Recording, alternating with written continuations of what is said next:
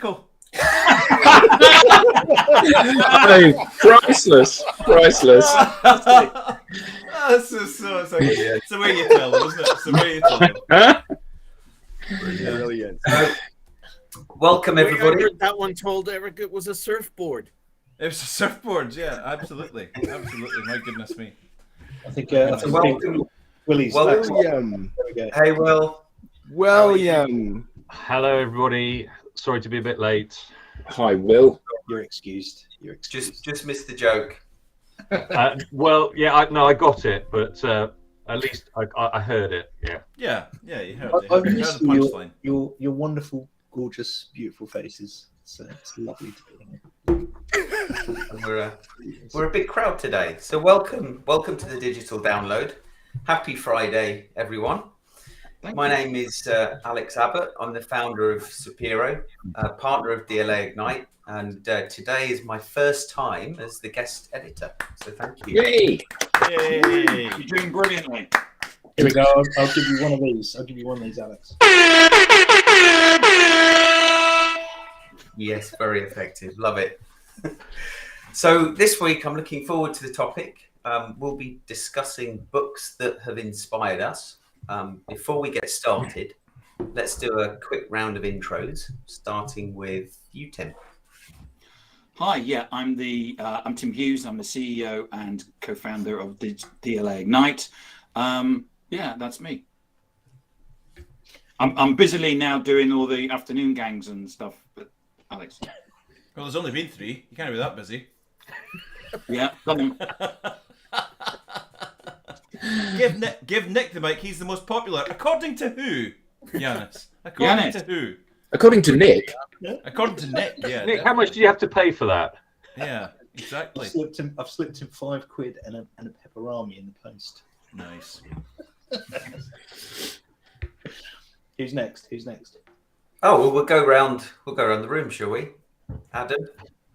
Hi, I'm Adam. I'm co-founder of DLA Ignite, and I'm Kim's business partner.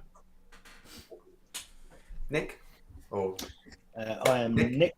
I am part of the Crux crew with Mr. Doyle, who's on that side. That side, yes, absolutely. Hi everyone, I'm Eric from Crux. We are DLA's partners up in Scotland, sometimes referred to as McDLA Ignite.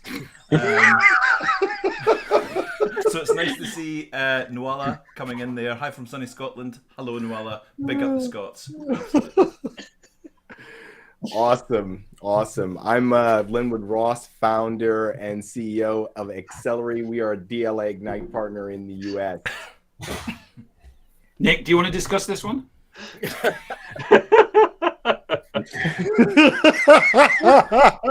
Wow.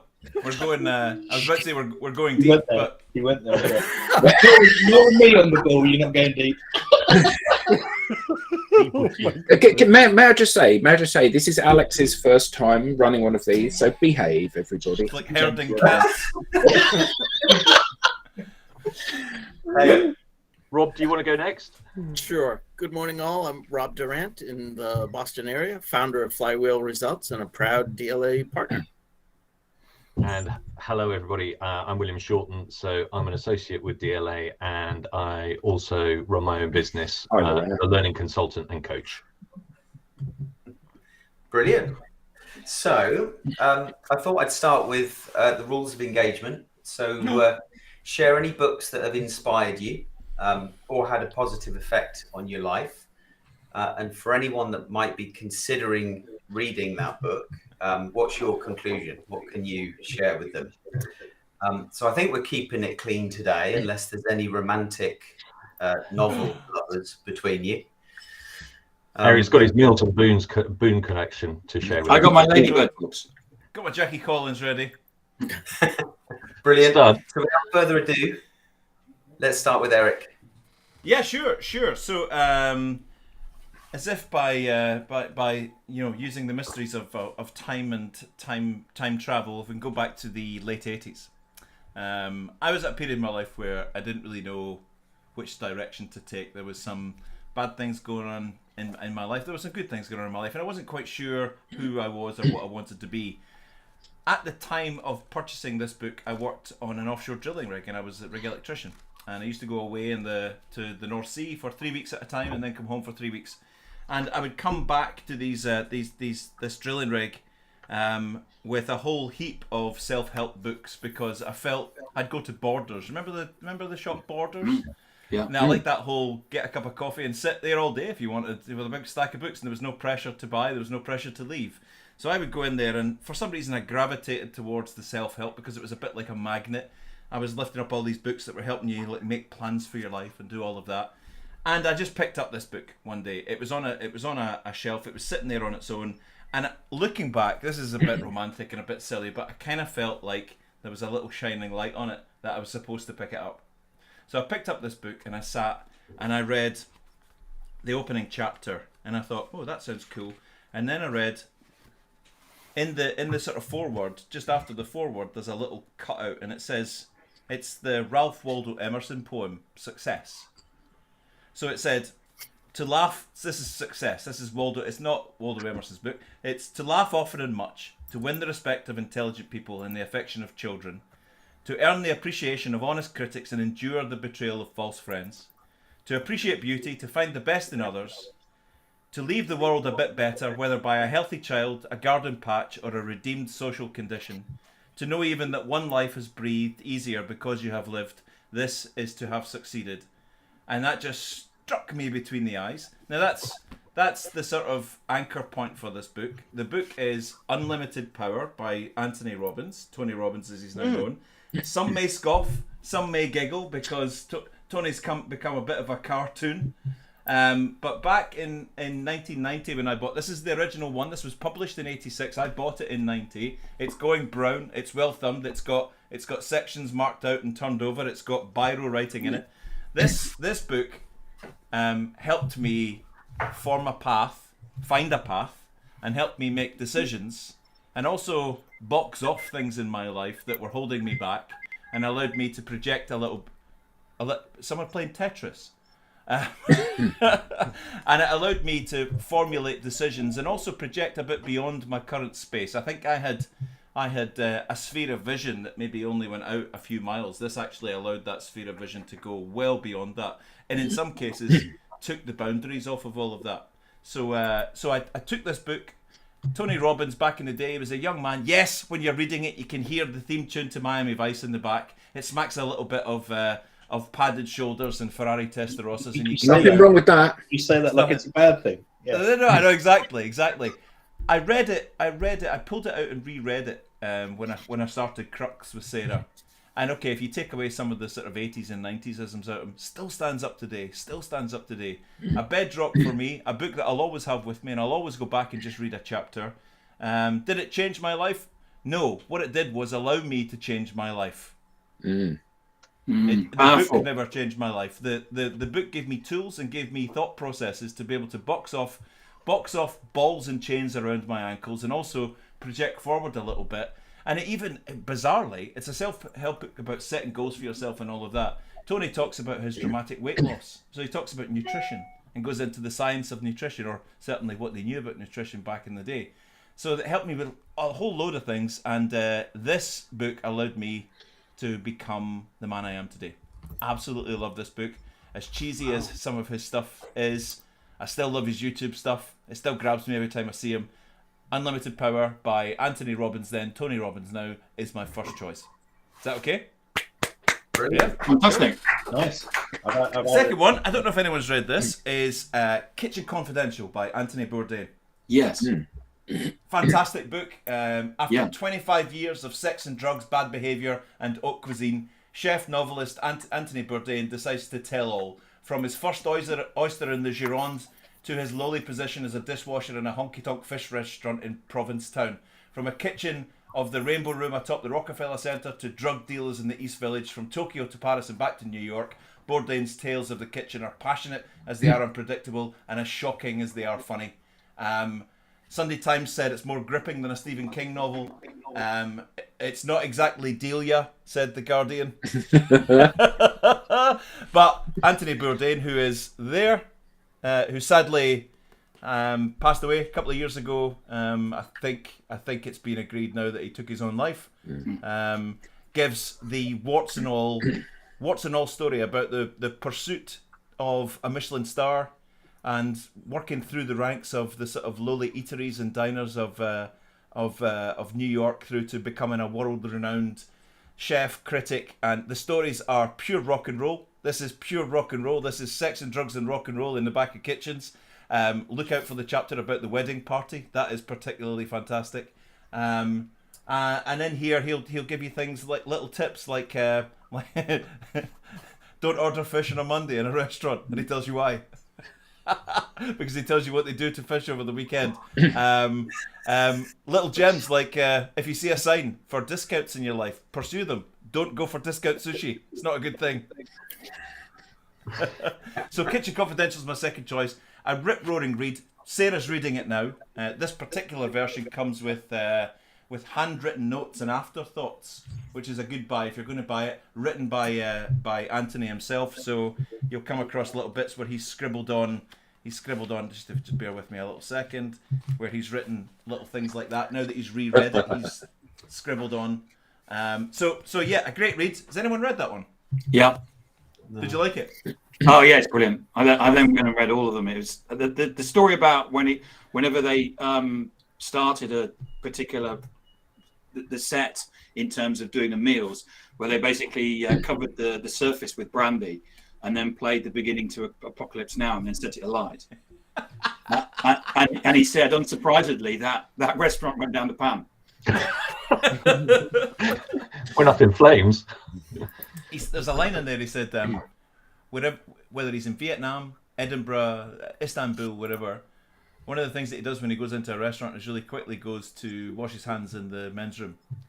And his guide is, if they can't be bothered to clean the public toilet in the restaurant and make it immaculate, imagine what the kitchen's like. Yeah. So excuse me for a second, and he goes to wash his hands in the lavatory. If it's not sparkling, beautiful, then that's the bit you're going to see. What are the bits like that you can't see? Get up and leave, and just don't eat there. That's really great advice. Yeah, totally. Who's doing the notification tango at the moment? I can hear someone's. Yeah, someone's got lots of tabs open with LinkedIn running, and they're getting a message, and it's flicking across all the tabs. Yep, that's exactly. It might be me. It might be me. I apologise. It's all those purchase orders coming in. That's what it is. Yeah, I can think of a few places I don't want to eat anymore now. Yeah, totally. So that's it, and thank you, Yanis. I reciprocate in that perspective. You two are a very attractive chap. Cool. Thank you, Eric. That's why you need to get on Grindr, Eric. Again. So that's it. That's my two books. I went for one that helped me change my life, and one that actually I was fascinated by. It used to really annoy me when everyone that I worked with was obsessed with business books and business mentors and all of that, because actually I was sitting thinking, I'm just bored by all of these things. I've read all these how to carve businesses and how to make businesses and how to lead and all of that. Lots of these people have never led businesses. Lots of these people have never led. So I actually started taking inspiration from people like Bourdain and Michel Roux and Rennie Redzetsky from the restaurant in Copenhagen. Can't remember it. And Novak Djokovic. People who've actually decided that they were going to go from one place to success, and done it. Mick Jagger. They started out with a product. That product might have been hitting a ball across a tennis net or making burgers or whatever, and decided, I want to be the best in the world. I want to be the best in the world at that. So you could scoff at the fact that, who's a great business mentor for you? Well, Michel Roux Jr. That's ridiculous. He's a chef. No, he's a guy that's got a plan. He's got amazing resources. He surrounds himself with the best talent in the world. He constantly strives for perfection and is looking for the next and best and wants to be the best in his market. So I take inspiration from people like Bourdain and chefs and sports stars and all of that over any kind of person who thinks they know about leadership or who thinks they know about, unless they've done it, unless of course they've done it. Yeah. 10 times. I didn't know Mick Jagger played tennis. Just cricket. Cliff Richard does. Yeah. Nick, do you have a mic drop sound in that machine of yours? Don't encourage him. What was that, mate? I've got that.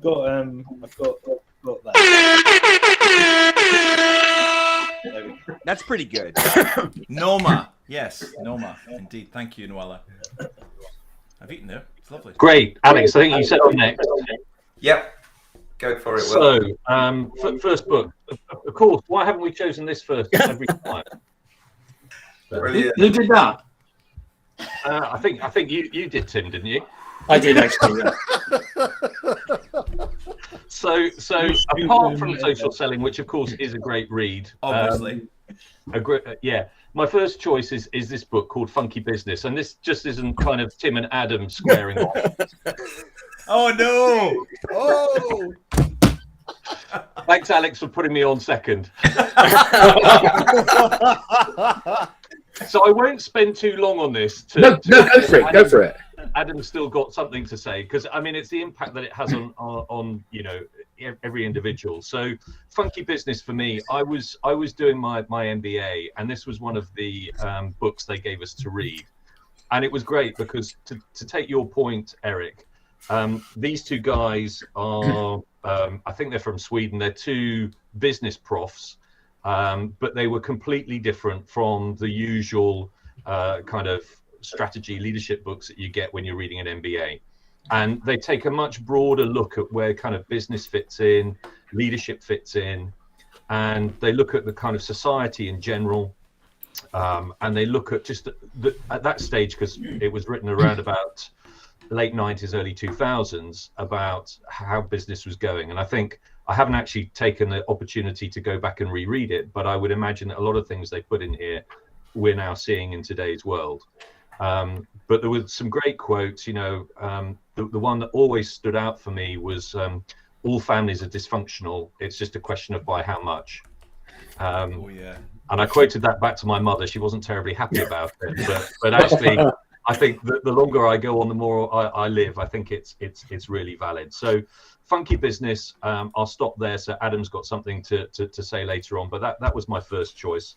Excellent. Second choice is this book called The Boys in the Boat, and this is the story of a guy who was in the Washington State University rowing team in the early 1930s, so set in kind of Depression America, and it's basically the tale of this group at university, at varsity, who come together, create a really good rowing team, start to win national championships in the US, and then are good enough to get selected to go to the 36 Olympics in Berlin to represent the US as the men's 8. And of course, they were drawn up against Germans, Italians, and like all of these great stories, they come through against the odds to win. So it's a little bit like Chariots of Fire on water. Or Cool Runnings. Rowing instead of running. So the reason it really resonated with me when I read it was because I used to row at school and at university, and just what it used to talk about, the kind of the boat houses, the ethic of rowing. For me, it's always been the ultimate team sport, because when you're on the water, unless everybody is working perfectly in harmony, the boat doesn't go fast enough. You don't really see it when you're watching it from the side, but one of the hardest things in a boat, because you've got a kind of keel which is like that, it's literally just about as wide as the individual, and trying to get that boat to balance so that when everybody puts their oars in and pulls, they're on the same level and therefore can exert the maximum most efficient pressure. It's an incredibly difficult thing to do. So that really kind of resonated, because it took me back to when I was in my teens and early 20s, and it kind of it just gave me the sense of being back out on the water. And then the third book I've chosen is this one, which is called The Power of Habit by Charles Duhigg. And I've increasingly kind of looked at kind of habit forming. There's a number of books out there, but this was the first one I came across. And it came at a time when I had gone on a very good kind of well-being course in the organization that I was working for.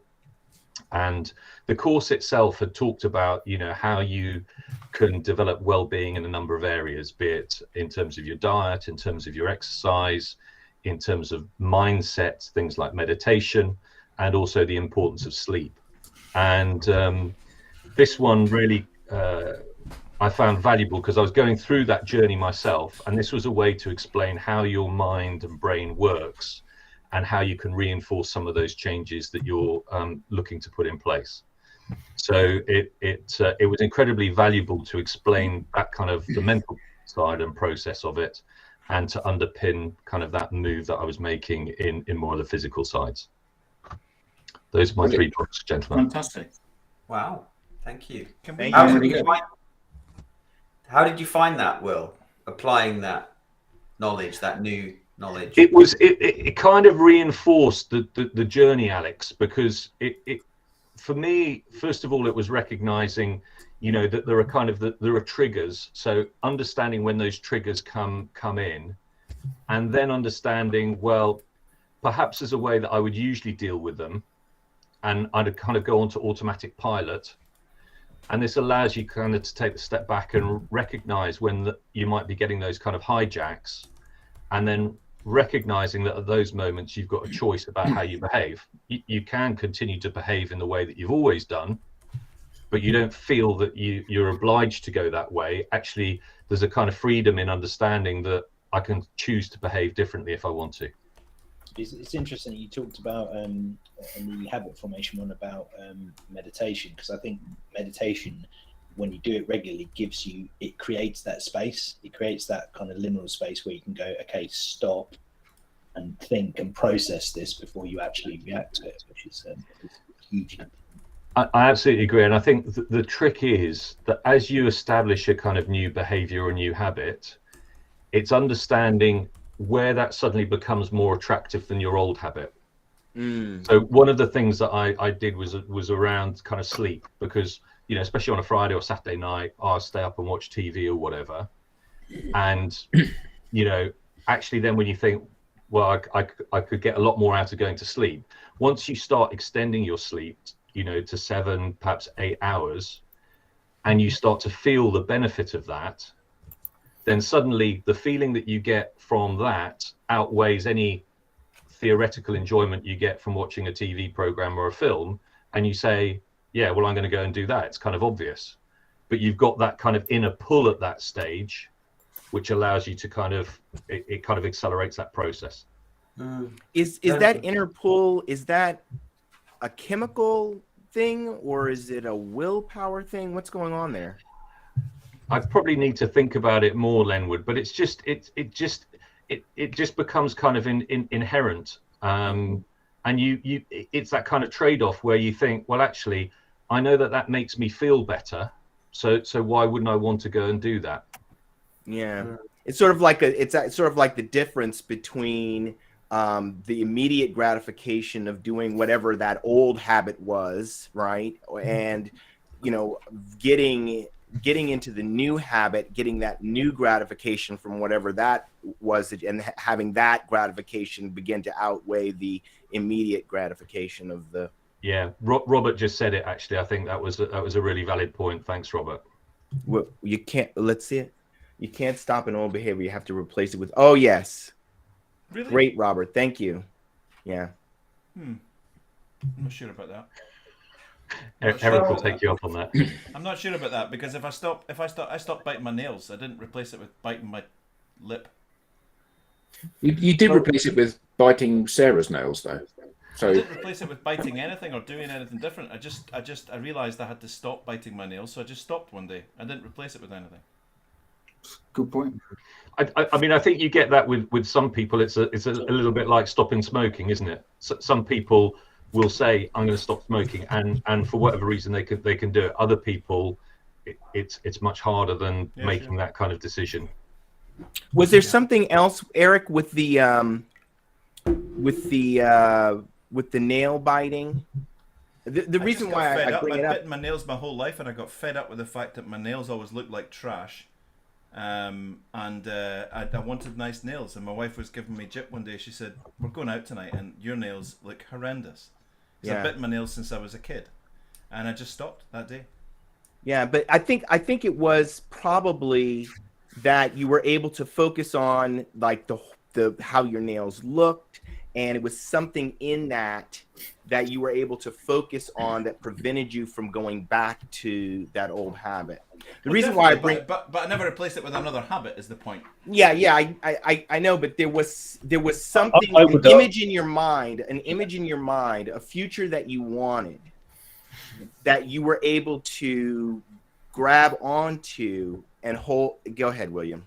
I'm going to suggest that we have in 2 or 3 weeks' time another one of these which talks about habits. Yeah. It's your obsession, Will. You rest of the show without you guys sharing your books. So I don't want to be disrespectful, Lenwood, but let's park that and come back, because I think one of these on habits would be absolutely fascinating. It's a whole show. Yeah, brilliant. Yeah. Nice one. Yeah, good point. Good point, Will. So thank you, Will. Nick, are you ready? Do you want to go next? I have, yep. So I've got 3, so I'll try and whiz through these because I'm aware of time. So my first one, and I've listened to this on audiobook 3 times now, and I'm probably going to go back to it again because there's an awful lot of content in there. But it's Ego is the Enemy by Ryan Holiday. Ryan Holiday's really into his stoicism, and stoicism seems to be kind of making a bit of a comeback at the moment. It's really really sexy at the moment, which is it's a good thing. So he puts forth the argument that often our biggest problems are not caused by external factors such as other people or circumstances. They're problems that stem from our own attitude, our own selfishness and self-absorption with things. So in other words, introducing ego into a situation often prevents us from being rational, objective and clear-headed. And he kind of breaks down, the book kind of breaks down into sort of 3 sections, and he discusses the difference between ego and confidence, and that the solution to the problem of ego is actually humility, self-awareness, and going into what sort of touching on what Will was going into about sort of creating that space for self-awareness, purpose, realism. So he says that be a perpetual student, and this is something that's kind of a mantra of mine, because it keeps you modest. So I always say the day I stop learning is the day that I curl my toes up and die. I think it's important to be a perpetual student, and I always want to be in a constant state of growth, and I always want to be learning. He says, don't hog tasks at work, be a team player, and reflect honestly on your performance when you get surprising results. So this allows you to learn fast and improve. He says that pride makes us deaf to warnings and blind to things that we can improve on. And he uses a really great example where he mentions, there's loads of great examples through the book, but one of them is around Benjamin Franklin, who got caught up in his own pride at one point. He said that while Franklin was visiting his hometown of Boston, one of the town's most respected figures, Cotton Mather, called out to him shouting, "Stoop, stoop." And Franklin seemed to think he was above this gesture and ignored him, which was foolish because he walked straight into a low-hanging door frame and not it's inspired me to check my ego regularly and try and stay humble and really keep a check on my kind of hubris, which is I think in the realms that we're in, sometimes there is an element of a little bit of an element of kind of narcissism and ego, and it's very difficult to check that sometimes in the room that we're in. But it's a fantastic book. I'd absolutely recommend it. And it's written a really good few books on the subject. And what's that book, Nicholas? It's Ego is the Enemy by Ryan Holiday. I'll stick it in the comments a little bit. Okay, thank you. Oh, there we go. That's the one. That is the one. As if by magic. Did you enjoy it, Will? I did, yeah. No, I read it at the end of last year, and exactly as you said, made me think and reflect a lot about how I operate, and especially you know, as a coach, you know, it's not about you, it's about the people that you're working with. Yep, absolutely. Yeah, it's definitely helped me from a coaching standpoint as well. My second one is by Jordan Peterson, 12 Rules for Life. You either love him or hate him, I think, Peterson. But I was about to say Jordan Peterson. Yeah. Wow. He's done an awful lot for men's mental health, and I'm a big fan of this particular book. So it's obviously 12 rules for life. It's a self-help book, but again, I can kind of break this down into 3 sections. So one of the things he says is sweep in front of your own door before pointing out the street is dirty. So before you judge the world, take responsibility for your own life. So there's a lot of religious connotation around that, probably. Number 2 is treat yourself like a child that you're responsible for, and this is a big one for me. So care for yourself like you would a loved one. I think a lot of the time we put too much pressure on ourselves, and we're too unkind to ourselves. And it's important to kind of step back and sort of nourish ourselves and pay attention to how we feel and how we're treating ourselves. And aim to do what is meaningful and not convenient. Again, this is one that's really kind of stuck with me, and that's seeking meaning through sacrifice, not happiness through pleasure. And that's kind of going back to what Will was talking about earlier. But it's just a great modern life guide for people, I think, and it's really easy to digest in audio book form. So I actually do a very good Jordan Peterson. Yeah, go for it. No, I'm not doing it. No. Double. Oh, come on, No, I'm not, because I have to have one of his speeches in front of me to get right into it. But I do a pretty good Jordan Peterson. I'm gonna have to take you up on that one. I've got him and Rogan talking to each other. Nice. I'm gonna balance those two very sensible books with probably one of my favourite books of all time that I can read and reread, and every single time I read it, I'm in fits of laughter, and that is Fear and Loathing in Las Vegas by Hunter S. Thompson. It's just absolutely manic. Yeah, absolutely. Just a great book, and who was it that shot Hunter S. Thompson into the sky with a cannon after he died? It was Johnny Depp. It was Johnny Depp. Yeah, absolutely. Yeah. Cost $1 million to do that, but he paid for it himself. I think my favourite line in the book is there's a woman over there making love to a polar bear, and then he says, "Dear God, please don't tell me these things." Please don't what? Please don't tell me these things. Yeah. Quite a trippy book. Yes, quite a trippy book indeed. Extremely trippy book. It's one of those books that people have always said that it would never be filmed. It could never be filmed. And they filmed it. Yep, but they've done I've done a few iterations of it, and I think it was Terry Gilliam's version is pretty insane and fairly close to the book. But yeah, is that the one with Depp in it? It's Depp, yeah.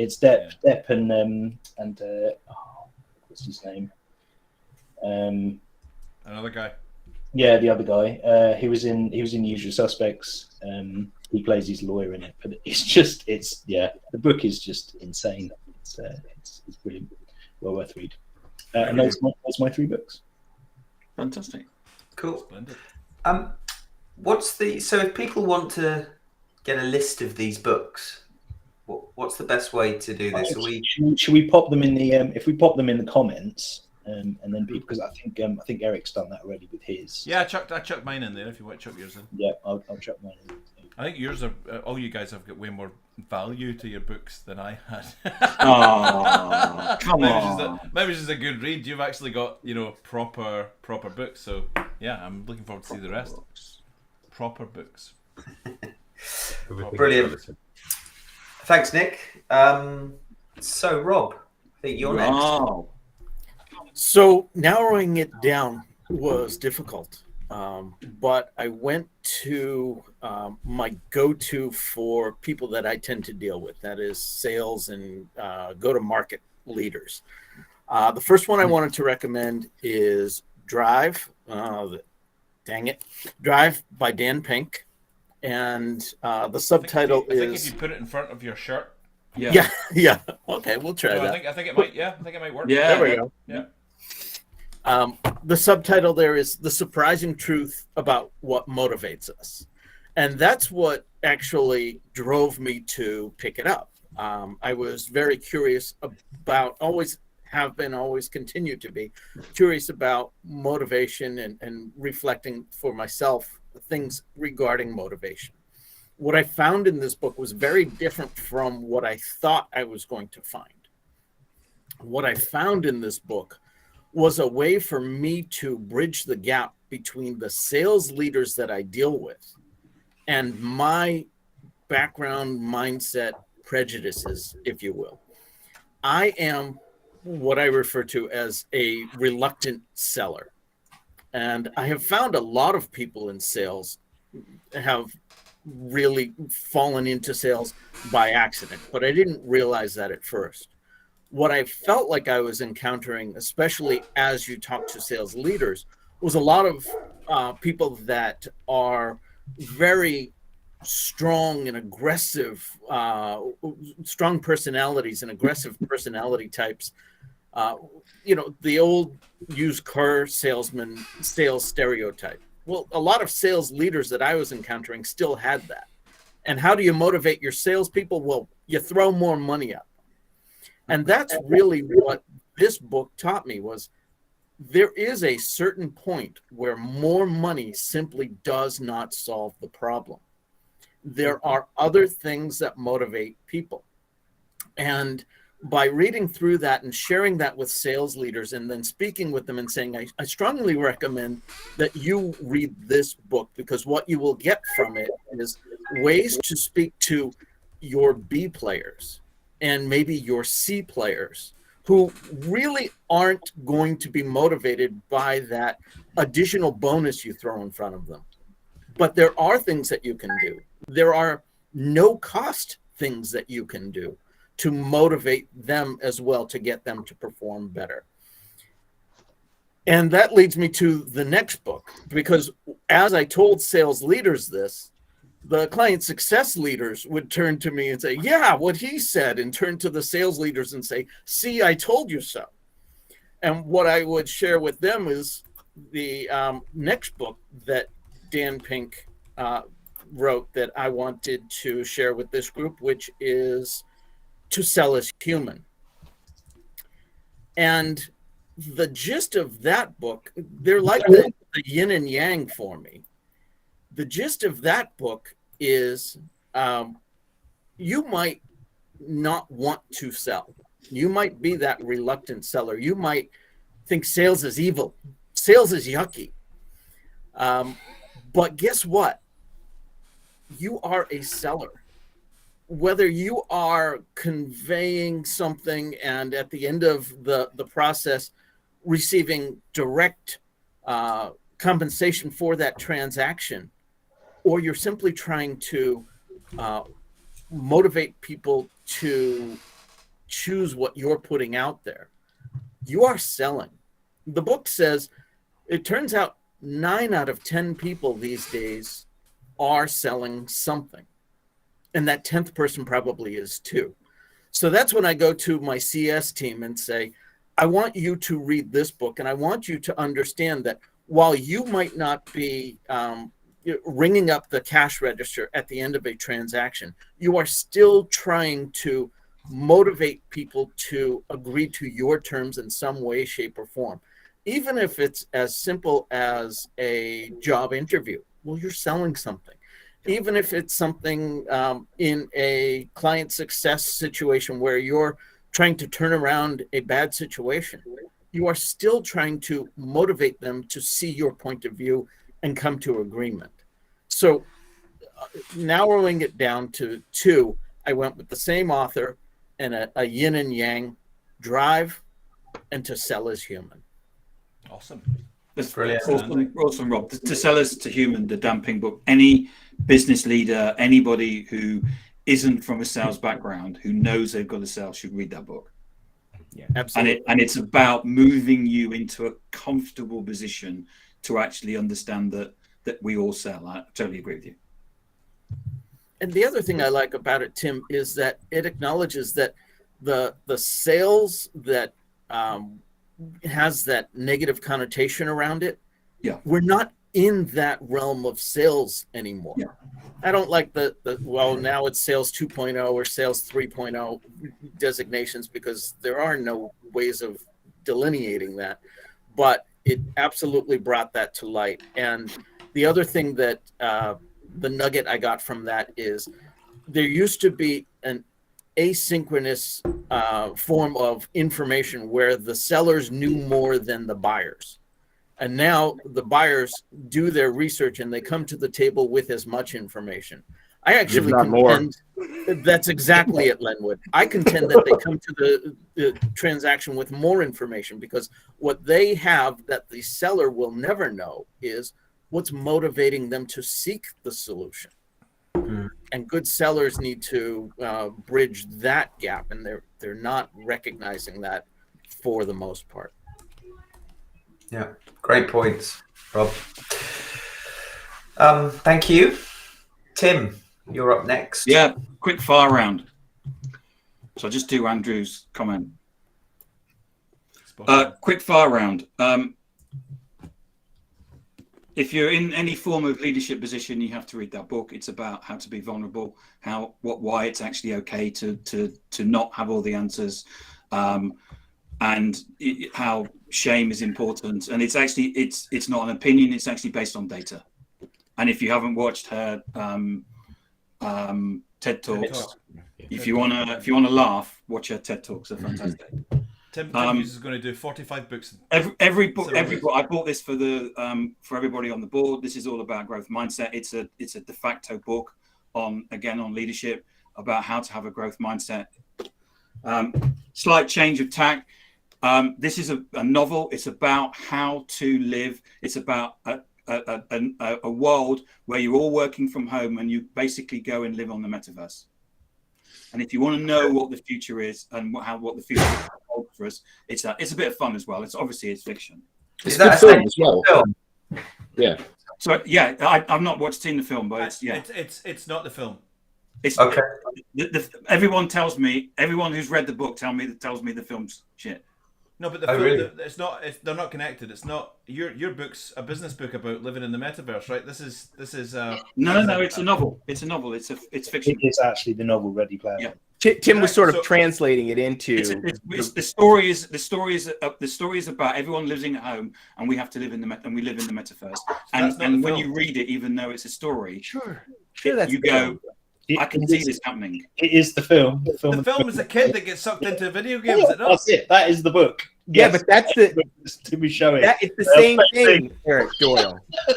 It's the same thing. So I just go, no, it's not.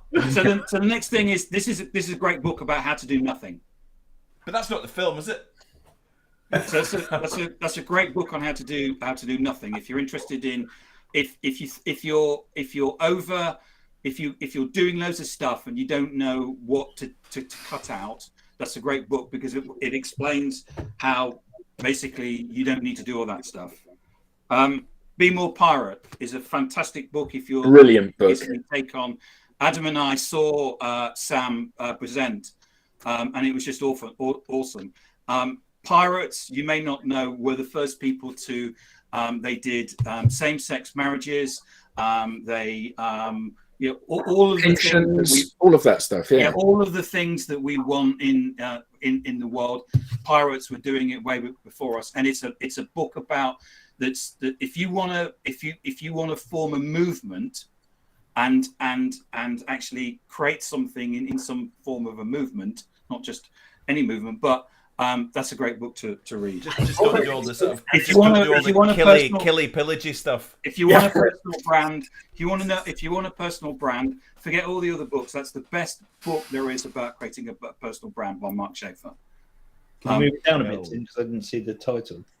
Known by Mark Schaefer. If you want a personal brand, it's the best book you can do on that. If you want to reorganize your organization into some sort of, everybody keeps going on to social media and saying, "Oh, I want to know. We need to change the world." Something like this. The book's already been written. Will's read it as well. It's called. I used it in my training course this week. Thank you. It is the blueprint for how business should be running from a human perspective.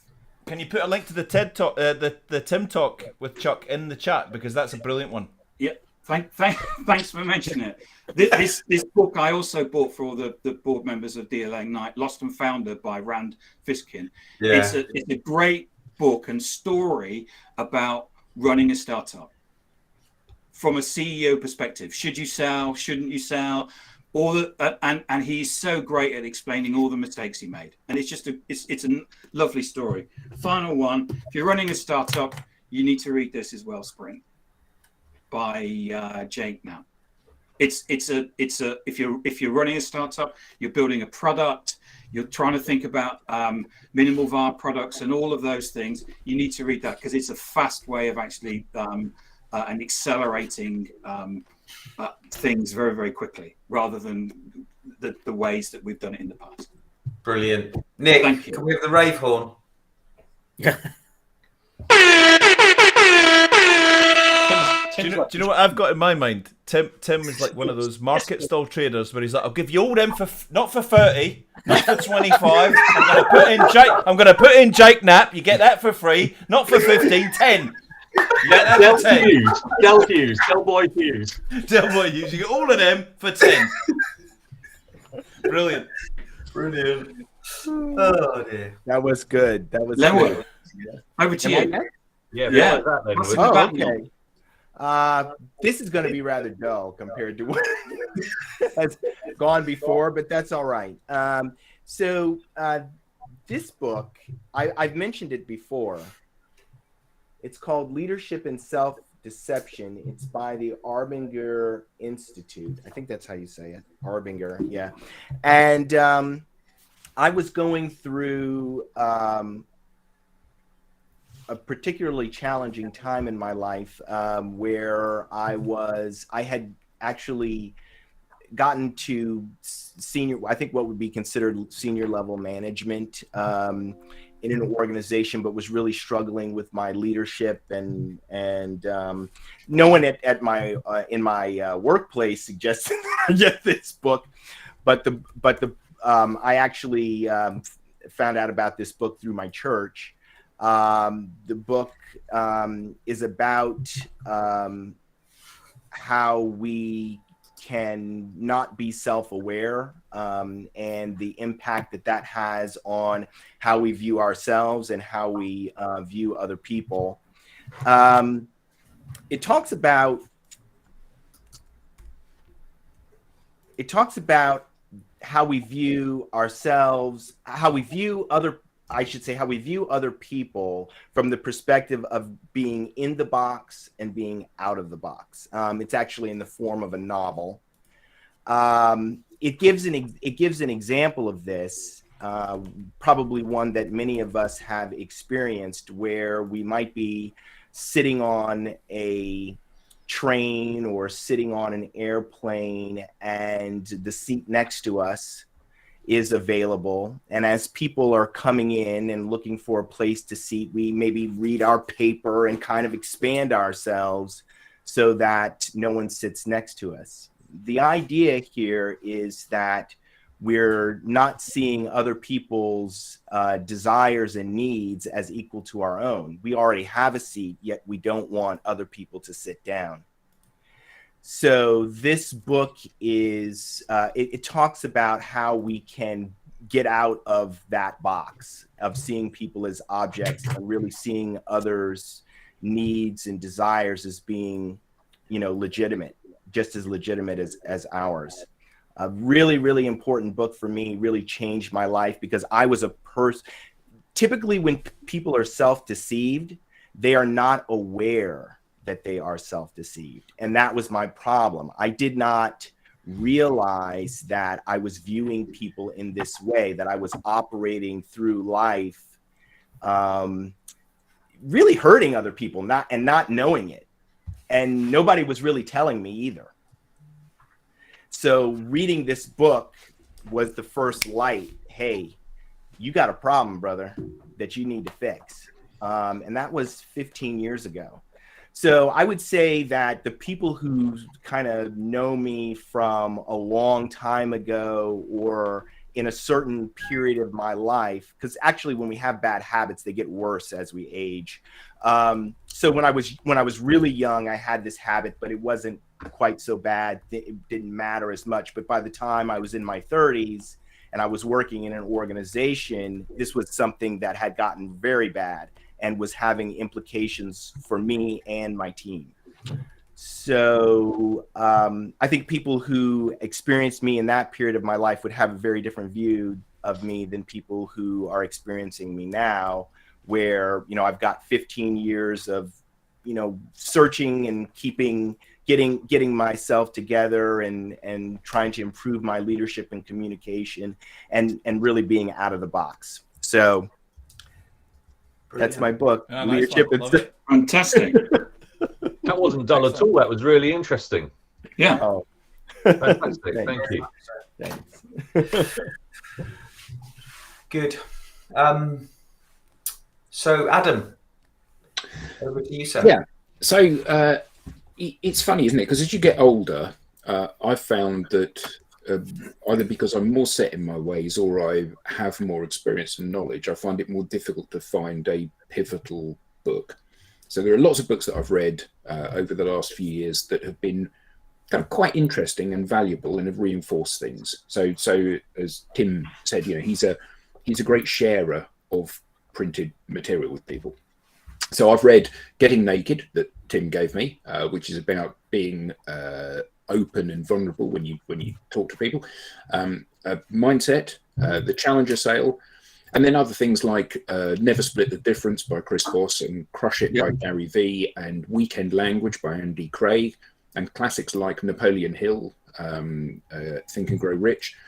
But all of the books that have had a really massive effect on my thinking came earlier on, like the one that you shared earlier, Funky Business, which is great.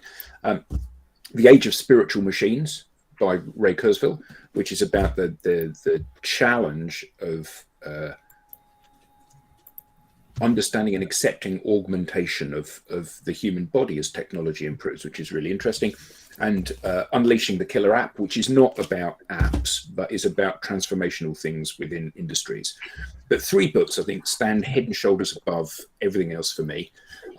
So the first of them is What Would Google Do by Jeff Jarvis.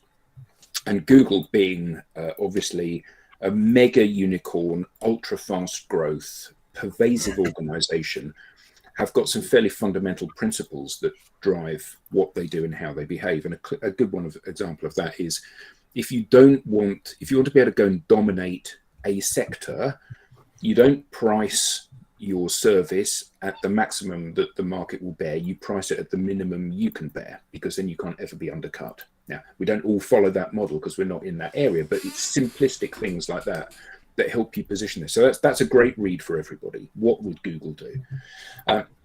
The next is Predatory Thinking by Dave Trott. And one of the problems that I find with books, and someone mentioned it earlier, 7 Habits of Highly Effective People, a great book, but the problem with books like that is that they position a principle and then they examine it from 50 different areas. And if you go into believing what somebody is telling you, you only need to have the information delivered once. Because if you're open-minded, you go, okay, I accept that. You don't need to tell it to me with a different analogy and a different analogy and a different analogy. So Predatory Thinking by Dave Trott is a series of 2 or 3 page vignettes of things that he has learned as the world's most highly paid copywriter. And we use some of those in our conversations with people, like Gestalt thinking as a concept. Just wonderful, wonderful book. And because it's a series of short things, you can dip in and out.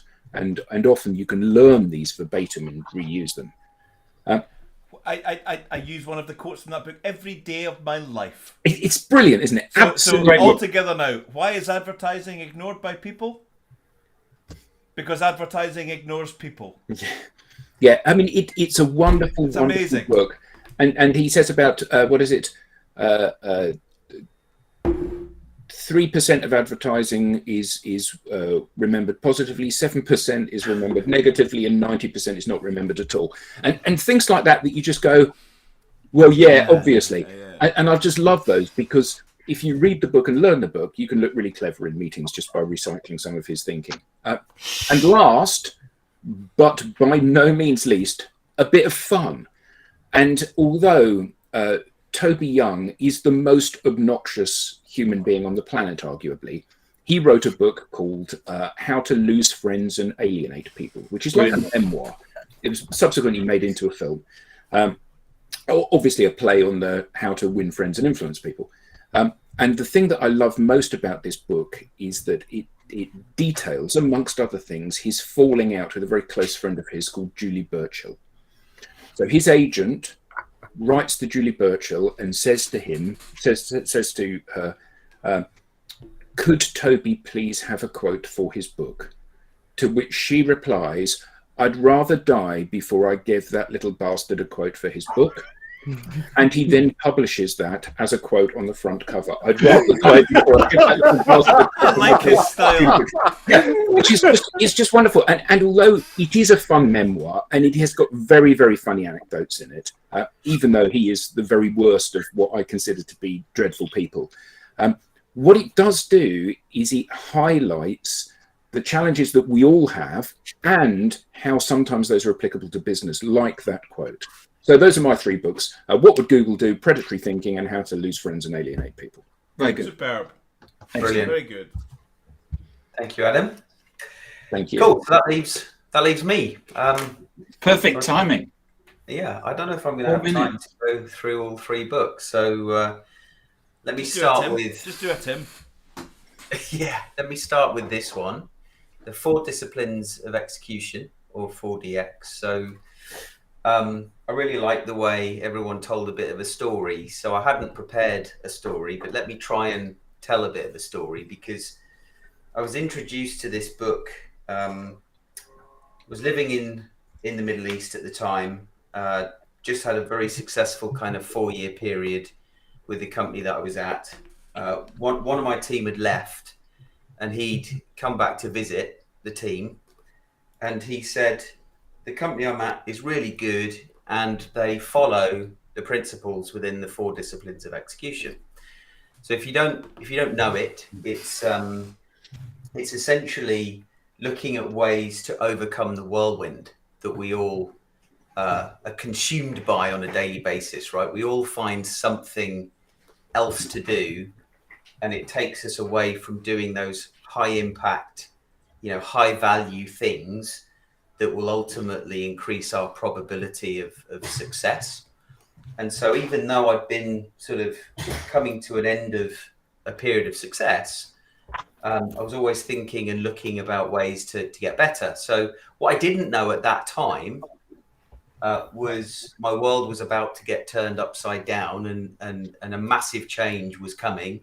My entire team was disbanded, and I was basically told, you can do this job or that job. So having relocated to a region with my entire family, thought, well, what the hell do I do? It's not a case of just going back home, but I chose one of the jobs, the best of 2 jobs that wouldn't have been at the top of my top 3, and I basically bought the audio book. It's about 20 hours of audio, and I self-taught myself how to essentially how to tackle the whirlwind and how to turn a team that I didn't choose to manage be incredibly successful. And so, there's some really cool things in here that helps. And where were you based? Dubai. Okay, right. I wasn't sure if it was Saudi Arabia. Yeah, no, travel to Saudi, but based in Dubai. But it helps you identify things like the focusing on the wildly important objectives, acting on lead measures. So what was really important about that is being inclusive with the team. So together deciding what those lead measures are, and they feel, because they're part of that, they really feel empowered by it. And then when we're delivering and fighting the whirlwind, they're more likely to do it. Keeping a compelling scoreboard. I mean, it sounds really simple, but having a scoreboard that we could review together as a team on a not just a weekly basis, but a daily basis, to know that, you know, every day that we focus on those lead measures and decide, you know, we make that conscious decision to, you know, to do that activity, we're more likely to increase the score. And when you see that visually, it gives you, you know, an injection of something, some chemical in the brain, to keep going. And then having that sort of cadence of accountability. So, you know, each week checking the scoreboard, making sure we're doing the right lead measures and pushing on. So anybody that Fantastic. is thinking or doing something that's... I've never seen that book before. No. I have a feeling you'll be reading it soon. I would. And we're out of time. Fantastic. Thank you so much. Can I just give Alex amazing plaudits for championing and bringing back the Mrs. Slocum glasses chain. You're really pulling that off, man. You're really, really rocking that. That is brilliant. I haven't seen them. It's genius. Even the hairbands on the side there, holding to them stop it from falling off. It's very good. And thanks for leaving it at that with a reference to Mrs. Slocum. Cool. Well, thank you. Great job, Alex. Yeah. Thank you, Alex. Thanks, Alex. Thanks, everybody. Fantastic. Great, Cheers. great show. Thanks, guys. Great Let's weekend. do it again. Thank you. Brilliant. Really good. Yeah. Have a great weekend.